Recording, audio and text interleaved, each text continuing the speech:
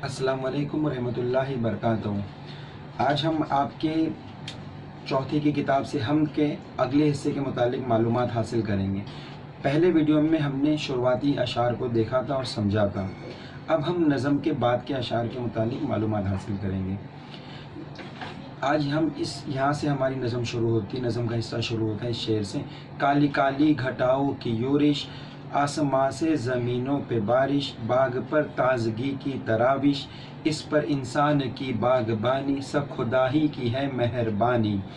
फूल फूल पौधे चमन खेत, मैदान झील चश्मे पहाड़ और हैवा, हर तरफ सारे फितरत के सामा, आग मिट्टी हवा और पानी, सब खुदा ही की है मेहरबानी।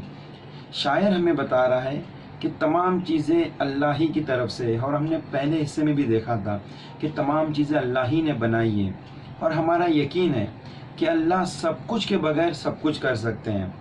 और अल्लाह जिस तरह हम एक ही तरह के दो फल देखते हैं, एक मीठा होता है एक खट्टा होता है, ये अल्लाह ही की जानिब से होता है। पानी का जो बहना है और चश्मों का निकलना है पहाड़ों में से, ज़मीन में से, हवा का चलना, ये सब अल्लाह ही की तरफ से। इतने चरिंद परिंद यानी जानवर, हैवान, इंसान, इन सब को अल्लाह ही ने बनाया है, और ये तमाम अल्लाह ही की जानिब से है। जैसे चाँद का रात के वक्त निकलना, सूरज का दिन के वक्त निकलना और सूरज का रोशनी देना, अगर अल्लाह ना चाहे तो सूरज से रोशनी भी नहीं हो सकती है। ये तमाम चीज़ें अल्लाह ही की जानिब से बनी हुई है, और ये तमाम चीज़ें अल्लाह ही ने बनाई है, और ये इंसान के लिए बनाई है। इसमें शायर कह रहा है कि आसमां से ज़मीनों पे बारिश, बाग पर ताजगी की तराविश। जैसे आसमान से ज़मीन पे बारिश गिरती है और फिर उससे पौधे उगते हैं, और इंसान अपने बागों में बीज बोता है, उनसे पौधे निकलते हैं। तो ये चीज़ जो इंसान के जहन में आई है, ये भी अल्लाह ही की तरफ से आई, कि अल्लाह ने इंसान को अक्ल दी कि उससे सोचे, फिर उसके जहन में ये बात डाली कि इस तरह से बीज को बोया जाए, और फिर बारिश होंगी या पानी डाला जाएगा और फिर पौधे उगेंगे। कई बार ऐसा होता है कि कुछ एक ही खेत में बहुत सारे बीज बोए जाते हैं, कुछ बीज से पौधे निकलते हैं और कुछ से नहीं निकलते। तो ये तमाम चीज़ें, तमाम बातें अल्लाह ही की जानिब से होती हैं। इस तरह आग है, आग हमें रोशनी भी देती है, आग लकड़ी को जलाती भी है। अगर अल्लाह ना चाहे तो आग के अंदर जलाने की खुसूसियत भी नहीं है, और ना वो रोशनी देती। ये हमें शायर इसमें बता रहा है। और ये आग मिट्टी हवा पानी, और जिस तरह पानी का बहाव है, ये भी अल्लाह ही की तरफ से है।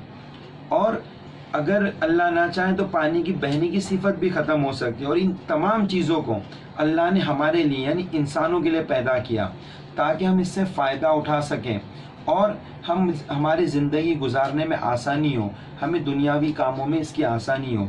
लेकिन हमें दुनिया में रहते हुए ये नहीं भूलना चाहिए कि ये तमाम चीज़ों को बनाने वाला कोई है, और अल्लाह ने इन तमाम चीज़ों को बनाया है, और ये तमाम चीज़ें इंसानों के लिए बनाई गई हैं।